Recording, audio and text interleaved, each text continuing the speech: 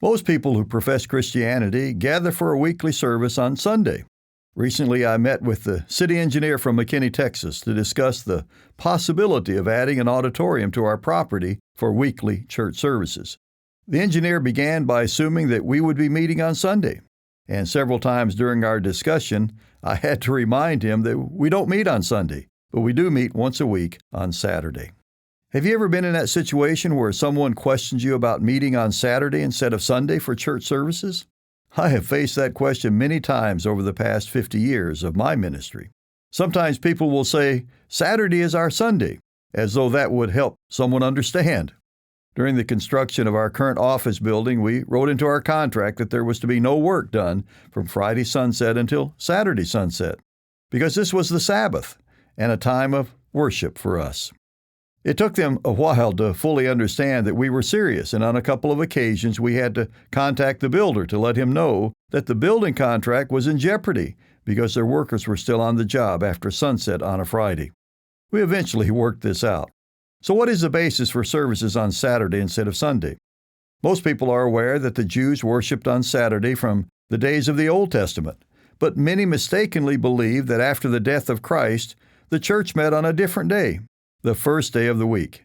It may surprise you to know that there isn't a single example of a church service being held on Sunday, not Acts 20 nor 1 Corinthians 16, which are occasionally used to attempt to prove the point.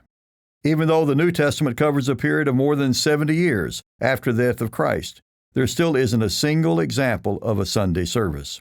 But there is a clear example of a church service taking place on not just one Saturday, but on consecutive Saturdays.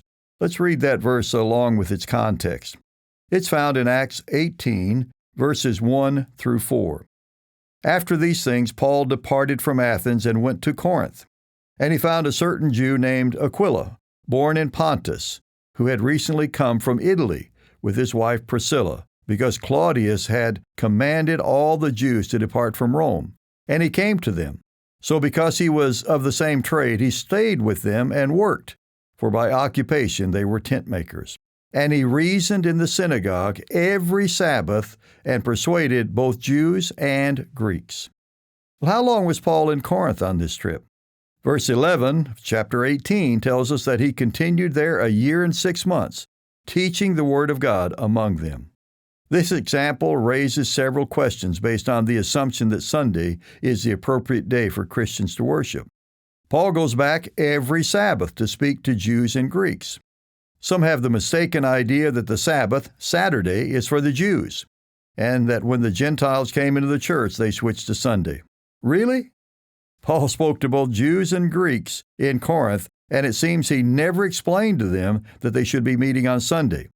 But he continued to meet with them on the Sabbath for 1.5 years. This is a remarkable example which took place 30 years after the death of Jesus Christ and consisted of Jews and Greeks. This is clear proof that the proper day of worship is not Sunday. Verse by Verse is a companion podcast to the Daily Bible Verse blog, which you can find on the Life, Hope, and Truth Learning Center. Check out the show notes for more.